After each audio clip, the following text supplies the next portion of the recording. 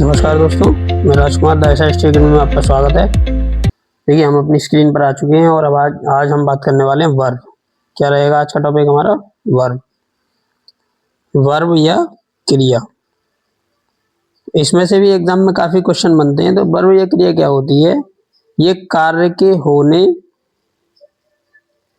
के होने या करने का बोध कराने वाले शब्द होते हैं। कार्य के होने या करने। तो क्रिया दो प्रकार की होती हैं आपकी। वास्तव में क्रिया कैसी होती है? दो प्रकार की होती है। या तो वो आपकी स्वाभाविक क्रिया होगी या फिर आपकी अस्वाभाविक क्रिया होगी। अस्वाभाविक, यही दो क्रियाएं होती हैं, स्वाभाविक या अस्वाभाविक। स्वाभाविक जैसे कि आपका पलक झपकना, ये स्वाभाविक क्रिया है। दौड़ना, ये अस्वाभाविक क्रिया है। जब दौड़ना चाहेंगे आप तभी तो दौड़ेंगे। या फिर आपका खाना, ये अस्वाभाविक क्रिया है। ठीक है। सोना स्वाभाविक क्रिया है। तो जब नींद आती है तो अपने आप आ जाती है, उसमें कुछ करना नहीं होता आपको, तो वो स्वाभाविक क्रिया होती है। अर्थात जो स्वतः होती है वो क्रियाएं स्वाभाविक होती हैं और जो करनी पड़ती है वो अस्वाभाविक क्रिया होती है। अब मैंने आपको बता दिया क्रिया क्या होती है। कार्य के होने या करने का बोध कराने वाले शब्द आपके क्या कहलाते हैं? क्रिया कहलाते हैं। कौन कौन सी क्रिया होती है? प्रेरणार्थक क्रिया होती है, पूर्वकालिक क्रिया हो गई, प्रेरणार्थक, पूर्वकालिक, नाम धातु, सहायक, संयुक्त और द्विकर्मक क्रियाएं। तो इस तरीके से हम इन क्रियाओं के बारे में बात करेंगे। सबसे पहला पॉइंट रहेगा हमारा प्रेरणार्थक क्रिया। अब प्रेरणार्थक क्रिया होती क्या है ये समझ लीजिए आप। तो यहाँ से आपका कॉन्सेप्ट समझ में आया। प्रेरणार्थक का मतलब होता है जिसमें कर्ता स्वयं कार्य न करके किसी और से कार्य करवाता है, तब वहां पे कौन सी क्रिया होती है? प्रेरणार्थक क्रिया होती है। और प्रेरणार्थक क्रियाएं दो प्रकार की होती हैं। एक तो होती है प्रथम प्रेरणार्थक और एक होती है द्वितीय प्रेरणार्थक। द्वितीय प्रेरणार्थक। तो द्वितीय प्रेरणार्थक और प्रथम प्रेरणार्थक का मतलब क्या है? मान लीजिए मैंने एक क्रिया ले ली नहाना। क्या ले ली? नहाना। मान लो मैंने यहाँ ले लिया नहाना। ये मूल क्रिया हो गई आपकी नहाना। अब इसमें आप अगर देखें तो मैं इस क्रिया को ऐसे भी ले सकता हूं, नहलाना, और मैं इस क्रिया को ऐसे भी लिख सकता हूं, नहलवाना। तो जब आप खुद किसी कार्य को करते हैं तब ये मूल क्रिया होती है। और नहाना मतलब मैं खुद नहा रहा हूं, नहलाना जब मैं किसी को नहला रहा हूं, और नहलवाना जब मैं किसी के द्वारा किसी और को नहलवा रहा हूं, तब आपकी क्रियाएं अलग अलग होती हैं। ठीक है। तो इस प्रकार ये जो क्रिया होती है ये प्रथम प्रेरणार्थक होती है, ये द्वितीय प्रेरणार्थक होती है और ये मूल क्रिया होती है। तो हमारी बात क्या चल रही है? प्रथम प्रेरणार्थक और द्वितीय प्रेरणार्थक क्रियाओं पर हमारी बात चल रही है। तो देखिए प्रेरणार्थक क्रिया कौन सी होती है? खुलवाना, धुलवाना, खिलवाना, पकवाना, बनवाना, हंसवाना, दौड़वाना। ठीक है। और भी बहुत सारी क्रियाएं होती है। प्रेरणार्थक क्रिया के दो भेद मैंने आपको बताई दिए। प्रथम प्रेरणार्थक होती है और द्वितीय प्रेरणार्थक होती है। दो प्रकार की होती है, ये फर्स्ट और सेकंड। केवल प्रेरणार्थक क्रिया की बात कर रहे हैं अब हम इसमें। जिस तरीके से धुलाना, हंसाना, नहाना, खिलाना, पिटाना, नहलाना, चलाना, सुलाना, रुलाना, कुछ स्वाभाविक होंगी कुछ अस्वाभाविक होंगी। इसी तरीके से इसमें आपकी कौन सी आ गई? धुलवाना, खिलवाना, नहलवाना, रुकवाना, चलवाना, पिटवाना, सुलवाना। तो बहुत सारी क्रियाएं हो सकती हैं। अब इसके एग्जाम्पल हम देखते हैं, यहाँ से क्लियर हो जाएंगी आपकी बातें पूरी। दिनेश बच्चे को नहला रहा है, मतलब दिनेश खुद ना नहा के बच्चे को क्या कर रहा है? नहला रहा है, किसी और को नहला रहा है। तो अर्थात ये खुद कुछ नहीं कर रहा है, दूसरे को नहला रहा है। तो इस प्रकार हम कह सकते हैं कि ये जो क्रिया है कैसी क्रिया हो गई? प्रथम प्रेरणार्थक क्रिया होगी। क्रिया कौन सी है प्रथम प्रेरणार्थक आपकी? नहलाना। ठीक है। इसी तरीके से वह गाड़ी धुलाने गया है, गाड़ी धुलाने गया है मतलब खुद गाड़ी नहीं धो रहा है, वो दूसरे पे गाड़ी धुलवा रहा है। तो इस क्रिया को क्या बोलेंगे? धुलाने को हम प्रथम प्रेरणार्थक। इसी तरीके से वह बच्चे को चलना सिखा रहा है, चलाना सिखा रहा है। वह खिला रहा है, खुद नहीं खा रहा है, खिला रहा है। माँ बच्चे को रुला रही है, माँ बच्चे को रुला रही है, खुद नहीं रो रही है। प्रथम प्रेरणार्थक है। अब ये देखिए द्वितीय प्रेरणार्थक। द्वितीय प्रेरणार्थक में क्या होता है? पहला व्यक्ति जो कर्ता होता है, कर्ता, वो खुद नहीं करता कुछ भी, वो दूसरे को आदेश देता है और तीसरे पर काम करता है। ये काम किस पर होता है? तीसरे पर। इसको बोलते हैं हम द्वितीय प्रेरणार्थक। ठीक है। क्या होता है ये? द्वितीय प्रेरणा, मतलब इस वाले व्यक्ति को प्रेरणा दी जाती है कि वो इस पर काम करे। तो देखिए तुम गाड़ी धुलवा लाना, तो मान लीजिए आपने गाड़ी की किसी से कहा, आपने किसी से कहा और दूसरा व्यक्ति आपकी गाड़ी को ले गया और सर्विस सेंटर पर ले जाकर उसने खड़ी कर दी, तो वहां पे धुलाई सेंटर वाला क्या करेगा, आपकी गाड़ी को धोएगा। तो तीसरा व्यक्ति इसको काम कर रहा है, तो इस प्रकार ये क्लियर हो जाता है कि इसमें प्रथम प्रेरणार्थक कुछ नहीं कर, मतलब फर्स्ट पदक करता कुछ नहीं करता है इसमें, और फिर दूसरे व्यक्ति को वो आदेश देता है, तो वो दूसरा व्यक्ति तीसरे आदमी पर कार्य करता है। ठीक है, फिर देखिए वह बच्चे को चलवाना सिखा रहा है, वह बच्चे को चलवाना सिखा रहा है मतलब वो खुद नहीं चल रहा है, वो दूसरे से बच्चे को चलवा रहा है, मतलब तीसरे व्यक्ति को चलाया जा रहा है।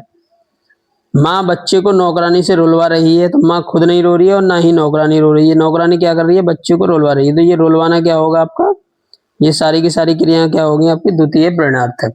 क्या हो गई, द्वितीय प्रेरणार्थक। तो बहुत आसानी से हम इनको समझ सकते हैं क्रियाओं को, कोई इसमें आफत नहीं आ रही, आसानी से आप इसको समझ सकते हैं। नेक्स्ट देखिए, इसमें मैंने कुछ क्रियाओं के उदाहरण लिख दिए हैं। ये मूल क्रिया है, आप इसमें ये ध्यान रखिएगा, ये क्रिया आपकी मूल है, ये प्रथम प्रेरणार्थक है और ये द्वितीय प्रेरणार्थक है।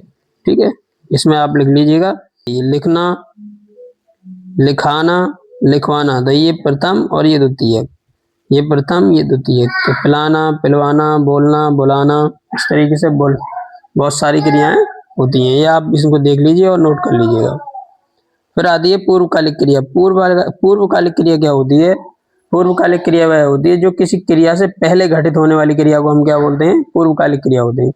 ऐसी क्रिया जो किसी क्रिया के ठीक पहले घटित होती है, उस क्रिया को हम क्या बोलते हैं, पूर्वकालिक क्रिया। तो क्रिया पहले तो घटित होती है, लेकिन ये बात कर रहा है ठीक पहले, क्या हो रहा है, ठीक पहले। मान लो क्रिया एक दो दिन पहले घटित हुई, उससे मतलब नहीं है हमारी, जो ठीक पहले घटित हो रही है उस क्रिया की बात कर रहे हैं हम।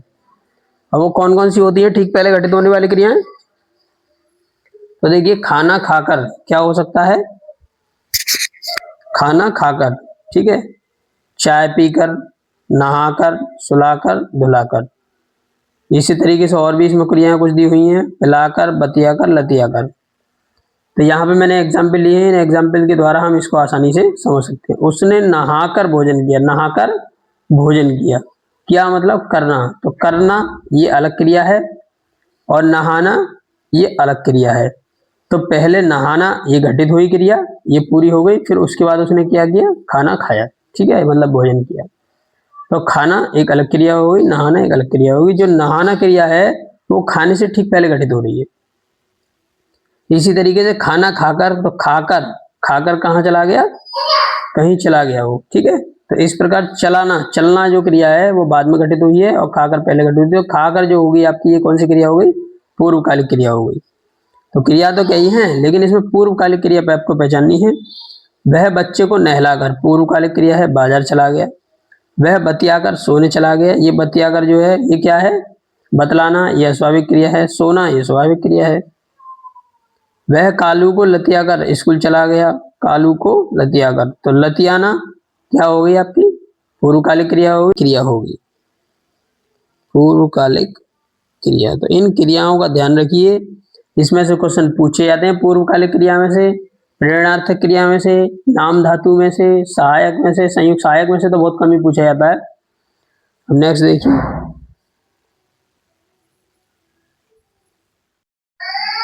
नाम धातु क्रिया।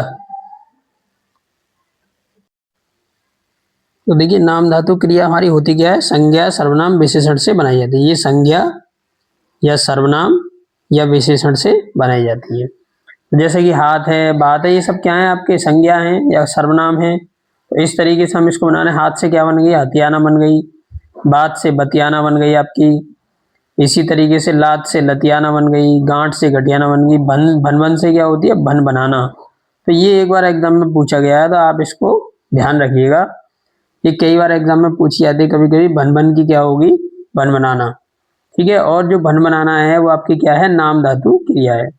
तो ये पूछा जाता है एग्जाम में कि भन किस तरीके की क्रिया है, भन बनाना नाम धातु क्रिया। ये क्रियाएं नहीं है, ये वाली जो क्रिया है ये वाली नहीं है, ये तो आपके संज्ञा सर्वनाम विशेषण है और इनसे आपकी क्रिया बननी है। जैसे भन बनाना, रंग है, रंग संज्ञा है, इससे क्या बन गई, रंगना बन गई, रंग विशेषण भी हो सकता है। लालच, लालच क्या है आपका, ये भी आपका संज्ञा हो गई। इसी तरीके से क्या बन गई, ललचाना बन गया। चिकना, चिकना से क्या बन गई, चिकनाना बन गई। तो इस तरीके से नाम धातु क्रियाएं आपकी बनती है। गड़बड़ से गड़बड़ाना हो गई, और इस तरीके से हमने बहुत सारी क्रियाएं ली हैं। मैंने यहाँ पे कुछ प्रयोग इसके लिए हुए हैं, वो देख लीजिए। इतना शर्माना ठीक नहीं, शर्माना क्या हो गई आपकी नाम धातु क्रिया। बुत बतियाता, बतियाना क्या हो गई आपकी नाम धातु क्रिया। आज दिन गर्मा रहा है, क्या हो गई आपकी नाम धातु क्रिया। अब देखिए अब संयुक्त क्रियाएं। संयुक्त क्रियाएं क्या होती हैं आपकी, दो या दो से अधिक धातुओं अथवा मूल शब्दों से मेल से बनने वाली क्रियाएं आपकी क्या कहलाती हैं, संयुक्त क्रियाएं कहलाती हैं। अब कूद पड़ना, जाने देना, बैठ जाना, ठीक है। तो इस तरीके से ये हमारी क्रिया बनी है। लेट जाना, सो जाना, रह जाना, चले जाना, तो ये संयुक्त क्रिया हो गई। लेट जाना, तो लेट का मतलब लेटना, लेटना ऐसा नहीं, जाना तो जाना तो कहीं है नहीं, लेकिन ये क्या होगी संयुक्त क्रिया होगी। सो जाना, सो का मतलब ऐसा नहीं सो के कहीं जा रहे हैं आप, तो ये जाना जो है ये इसमें हेल्प करती है, इस तरीके से पूर्ण करती है इसको। तो ये क्या हो गई आपकी, ये पूरी की पूरी ही एक क्रिया हो गई सो जाना। लेकिन इसका मतलब ये नहीं होता कि सो कर कहीं जाना है, तो ये क्या होगी संयुक्त क्रिया होगी। रह जाना ये संयुक्त क्रिया है आपकी। तो जैसे मैं यहाँ पे कुछ एग्जाम्पल लिए हैं, यहाँ देख लीजिए समझ में आ जाएगा। चुम्मा घर पहुंच गया, चुम्मा घर पहुंच गया, तो पहुंच गया, ठीक है, क्या हो गया ये पहुंच गया, संयुक्त क्रिया हो गई। टेका वहां कब से रहने लगा, रहने लगा, ये क्या हो गई संयुक्त क्रिया हो गई। उसे जाने दो, जाने दो क्या हो गई संयुक्त क्रिया हो गई। रोने लगा, रोने लगा का मतलब संयुक्त क्रिया हो गई। वकील घर चला गया, संयुक्त क्रिया हो गई। बच्चा रो चुका है, रो चुका है क्या मतलब हो गया इसकी संयुक्त क्रिया हो गई।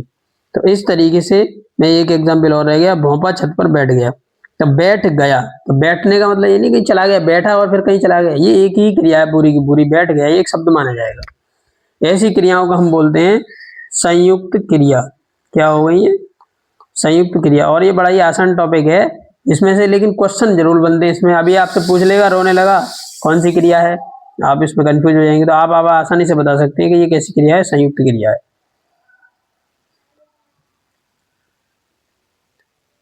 आपकी द्विकर्मक क्रिया। तो द्विकर्मक क्रिया होती है जिसमें दो कर्म होते हैं, अर्थात इस क्रिया में सदैव आपको क्या मिलेंगे, दो कर्म मिलेंगे। दो कर्म किस तरीके से होते हैं, जैसे एग्जाम्पल के माध्यम से ही हम इसको आसानी से समझ सकते हैं, और कोई इसका आसान तरीका नहीं है। तो देखिए एग्जाम्पल देखिए इसके, एग्जाम्पल में क्या है, माँ ने बच्चों को खाना खिलाया। माँ ने किसको खिलाया और क्या खिलाया, तो माँ ने खिलाया, क्या खिलाया, खाना खिलाया, ठीक है। तो खाना आपका एक ऑब्जेक्ट हो गया, और किसको खिलाया, बच्चों को खिलाया, तो एक कर्म ये हो गया और एक कर्म ये हो गया। इस प्रकार कितने कर्म हो गए इसमें, दो कर्म हो गए। और ये दोनों के दोनों कर्म क्या हो गए आपके, ये दोनों के दोनों क्या हो गए, द्विकर्मक क्रिया हो गई, ठीक है, क्या हो गई द्विकर्मक क्रिया। मारिया ने वकील को सेब खिलाया, तो मारिया ने वकील को सेब खिलाया, तो वकील क्या हो गया, एक कर्म ये हो गया और एक कर्म सेब हो गया। खिलाना आपकी क्या हो गई, क्रिया हो गई। इसी तरीके से देखिए, अध्यापक ने विद्यालय में बच्चों को पढ़ाया, तो विद्यालय कहाँ पे काम कहाँ पे किया जा रहा है, विद्यालय में किसको पढ़ाया जा रहा है, बच्चों को पढ़ाया जा रहा है। तो बच्चे और विद्यालय ये द्विकर्मक क्रिया हो गई आपकी, दो ऑब्जेक्ट हो गए, इसके दो कर्म है, एक कर्म एक है, ये कर्म एक है, ये कर्म दो है, इसमें दो कर्म हो गए। मैं लड़कों को संस्कृत पढ़ाता हूँ, तो लड़कों क्या हो गया, एक तो कर्म ये हो गया और ये कर्म हो गया, सब ये करता हो गया आपका, ठीक है, ये अलग क्रिया हो गई आपकी। इस तरीके से हम क्या बोलते हैं इसको, और ये वाचक शब्द होते हैं, ठीक है, ये वाचक उनको शब्द बोलते हैं, कर्ता कारक वगैरह जो होते हैं। कालिया ने बच्चों को विद्यालय छोड़ा, तो कालिया ने क्या किया, बच्चों को विद्यालय छोड़ा, तो ये दो कर्म हो गए इसमें, ठीक है। तो ये क्या होती है, द्विकर्मक क्रिया। तो इस तरीके से आप ध्यान रखिएगा कौन सी क्रियाएं द्विकर्मक होती है, कौन सी नाम धातु होती हैं, कौन सी आपकी प्रेरणार्थक क्रिया होती है। इस तरीके से अब हमारी नेक्स्ट क्रिया रहेगी आपकी सहायक क्रियाएं, ठीक है, कौन सी हैं सहायक क्रियाएं। तो सहायक क्रियाएं कौन कौन सी होती हैं, अब देखिए ये जो क्रिया है, जैसे हमने यहाँ पे एक बार लिया, यू आर स्लीपिंग, क्या है स्लीपिंग, मैंने यहाँ पे ले लिया। तो ये जो स्लीपिंग है, देखिए आप इसको समझिएगा, तो ये जो आर है ये हेल्पिंग वर्ब है, और ये जो स्लीपिंग है ये मेन वर्ब है। इसी तरीके से इसमें सो रहे हो, सो रहे क्या हो गया आपका, ये आपकी मुख्य क्रिया हो गई, और आर क्या हो गई, हो क्या हो गई आपकी, ये सहायक क्रिया हो गई, क्या हो गई आपकी सहायक क्रिया। तो मैंने यहाँ पे आपको अच्छे से बता दिया। वह खेल चुका है, तो खेलना क्या हो गई आपकी, ये आप खेलना आपकी मुख्य क्रिया होगी, और चुका है आपकी सहायक क्रिया होगी। मैं सो रहा हूँ, सो रहा क्या हो गया आपका, सो रहा आपकी मुख्य क्रिया है, और हूँ आपकी सहायक क्रिया है। तो सहायक क्रिया और मुख्य क्रिया मैंने यहाँ पे दोनों ही आपको बता दिए। इस तरीके से आप बता सकते हैं। वह खाना खाता है, तो है क्या है आपकी, यू आर ईटिंग या यू ईट्स, है ना, ये क्या होगी आपकी, ये आपकी जो है वो क्या होगी आपकी सहायक क्रिया होगी। तो तुम जगे हो क्या हो गई, ये आपकी क्रिया होगी। थी, ये भी आपकी क्रिया हो गई। ठीक है, ये कौन सी क्रिया बात कर रहे हैं हम, सहायक क्रिया होगी। अब नेक्स्ट टॉपिक है आपका, इसमें पर जो क्रिया होती है, सो रचना के आधार पर जो क्रिया होती है वो दो प्रकार की होती हैं। और कौन कौन सी होती हैं, अकर्मक और सकर्मक। एक क्रिया होती है आपकी अकर्मक और एक होती है आपकी सकर्मक। सकर्म में कर्म नहीं होता, इसमें कर्म नहीं होता, और इसमें कर्म जरूरी है। ठीक है, इसमें कर्म जरूर होगा, चाहे आपको दिखाई दे चाहे ना दिखाई दे वाक्य के अंदर, लेकिन उसमें कर्म माना जाएगा। अब देखिए मैं इसकी एग्जांपल बताता हूं। जैसे आपसे कोई कहता है कि वह पढ़ता है, क्या करता है, पढ़ता है, तो भैया इसमें क्रिया है, करता है, और ये वाली भी क्रिया है। ठीक है, तो अब मुझे बताइए इसमें फिर कर्म कहाँ है। तो इसमें कर्म छिपा हुआ है, और क्या छिपा हुआ है, अब मान लीजिए पढ़ता है तो कुछ तो पढ़ता होगा, क्या पढ़ता है, किताब पढ़ता होगा। पढ़ने के लिए भी तो कुछ चाहिए, किताब चाहिए, है ना, कुछ नंबर चाहिए, कोई अक्षर चाहिए, तो कुछ चाहिए पढ़ने के लिए। इसलिए पढ़ना कैसी क्रिया हो गई, पढ़ना आपकी सकर्मक क्रिया हो गई, मतलब रीडिंग आपकी सकर्मक क्रिया हो गई, ये बिना कर्म के नहीं आ सकती। अगर मैं बोलता हूँ स्लीपिंग, वह सो रहा है, अगर मैंने बोला वह सो रहा है, समझ लेना इसको ठीक से। मान लीजिए मैंने बोल दिया वह सो रहा है, सो रहा है, तो अब आप मुझे बताइए इसमें ये सोना कैसी क्रिया होगी, सोना जो होगी ये अकर्मक क्रिया हो गई। कैसी हो गई, अकर्मक। सोने के लिए किसी चीज की आवश्यकता नहीं होती, ना ही किसी कर्म की आवश्यकता होती है, इसलिए ये कैसी क्रिया होगी आपकी, अकर्मक। तो अब आप ऐसी डायरेक्ट ही बता सकते हैं कि सोना, हंसना, है ना, इस तरीके से जागना। ठीक, तो ये कैसी क्रियाएं हैं, इनके लिए किसी चीज की आवश्यकता नहीं होती। दौड़ना, दौड़ने के लिए भी किसी चीज की जरूरत नहीं है। ठीक है, किसी कर्म की आवश्यकता नहीं है, इसको दौड़ते रहिए, आप ऐसे ही दौड़ते रहिए। खड़े रहिए, खड़ना, खड़े होना, खड़े होना, ये सब कैसी क्रिया हैं आपकी, ये सारी की सारी क्रियाएं अकर्मक क्रियाएं हैं। फिर सकर्मक क्रिया कौन सी होंगी, लिखना, देखिए लिखना सकर्मक क्रिया होगी। ठीक है, पढ़ना सकर्मक क्रिया होगी, हंसना आपकी सकर्मक क्रिया होगी, चलाना सकर्मक क्रिया होगी। इस तरीके से ये सारी की सारी क्रियाएं कैसी होगी, सकर्मक क्रिया होगी। अब इसको देखिए मैं एग्जाम्पल बताऊंगा इसको, और इनको नोट कर लीजिएगा आप। तो सकर्मक क्रियाएं कर्म की आवश्यकता होती है, जैसे पढ़ना, लिखना, बनाना, सजाना, रुलाना, पीना और खाना। ठीक है, तो पीने के लिए कुछ चाहिए, आप बिना बिना किसी वस्तु को, जब आपके पास कुछ है ही नहीं पीने को, तो क्या पियेंगे आप, पीने के लिए पानी हो, कोल्ड ड्रिंक हो, कुछ भी हो, लेकिन हो, दूध हो, तो दूध क्या हो गया आपका, कर्म हो गया। तो जहां चाहे वाक्य में दिया हो या नहीं दिया हो, उसको आपको बताना है कि ये सकर्मक है और ये अकर्मक है। इसी तरीके से आपको वो बेवकूफ बनाएगा, आपको दे देगा कि वह खाता है, और आप पूछेगा बताया, ये बताइए ये कैसी क्रिया है, आप बता देंगे जल्दी से अकर्मक। ऐसा ही होता है रटने से चीजों को, जब आपका कॉन्सेप्ट क्लियर नहीं होगा आप जल्दी से बता देंगे अकर्मक है जी। ये अकर्मक नहीं है, इसमें कर्म जुड़ा हुआ है, खाने के लिए कुछ चाहिए, जब कुछ है ही नहीं तो खाएगा क्या, वो क्रिया घटित कैसे होगी, इसीलिए ये कैसी क्रिया हो गई, खाना सकर्मक क्रिया हो गई। तो अब इसमें कुछ वो टाल मटोल करने की जरूरत नहीं है, आसानी से आप इसको समझ सकते हैं। तो वह खाता है कैसी क्रिया है, सकर्मक क्रिया है। यह वह खाना खाता है, ये एक ही बात है दोनों, ये बात पूरी नहीं लिखी हुई है, यहाँ पे अधूरी लिखी हुई है, यहाँ पूरी लिख दी गई है। वह चलाता है, चलाने के लिए कुछ चाहिए, साइकिल चाहिए, किसी बच्चे को चला रहे हैं या कुछ और चला रहे हैं, कुछ भी हो सकता है। लिखना, लिखने के लिए पत्र चाहिए, कोई कुछ लिखने चाहिए, पेन चाहिए, है ना, तो उससे लिखोगे ना आप। वह पत्र लिखता है, ये भी क्या हो गया आपका, ये आपकी लिखना कैसी क्रिया हो गई, सकर्मक क्रिया हो गई। नेक्स्ट देखिए, वह किताब पढ़ता है, वह पहलवान को हंसाता है। ठीक है, हंसाना, हंसना नहीं, हंसाना, हंसाना एक सकर्मक क्रिया है और हंसना एक अकर्मक क्रिया है, ये दोनों ध्यान रखिएगा। हंसने के लिए किसी चीज की जरूरत नहीं है, आप अकेले हंस सकते हैं, खूब हंसी जितना हंसा जाए, लेकिन हंसाने के लिए कोई दूसरा चाहिए। ठीक है, इसलिए हंसाना आपकी क्या हो गई, सकर्मक क्रिया, और हंसना क्या हो गई, अकर्मक क्रिया। सुरेश मिठाई खाता है, तो मिठाई ये कर्म हो गया आपका, यहाँ पे दिखाई दे ही रहा है मिठाई, खाता है, खाना कैसी हो गई, सकर्मक क्रिया। ट्रेन चलाता है, या वह आपसे लिख दे वह चलाता है, वह चलाता है, ऐसे भी दे देगा क्वेश्चन। तो आप चलाना कैसी क्रिया होगी, सकर्मक क्रिया होगी, चाहे कर्म दिया हो चाहे नहीं दिया हो। वह सोता है, वह सोता है क्या हो गया आपका, वह सोता है, सोने के लिए किसी चीज की जरूरत नहीं है, इसलिए ये कैसी क्रिया हो गई, अकर्मक। कैसी हो गई, अकर्मक। जाने के लिए भी किसी चीज की जरूरत नहीं है, आपके पास पैर हैं पहले से ही, उनसे चलिए, और हंसने के लिए भी किसी चीज की जरूरत नहीं है, ये भी अकर्मक क्रिया होगी आपकी। खड़े होने के लिए भी किसी चीज की जरूरत नहीं है, ये भी अकर्मक क्रिया है। दहाड़ने के लिए भी किसी चीज की आवश्यकता नहीं है, ये भी आपका क्या है, अकर्मक क्रिया है। सीमा आती है, आने के लिए किसी चीज की जरूरत नहीं है, बस आप चले जाइए, और ये किस तरह की क्रिया हो जाएगी आपकी, अकर्मक क्रिया। इस प्रकार आपकी क्रियाओं का पार्ट पूरा खत्म होता है।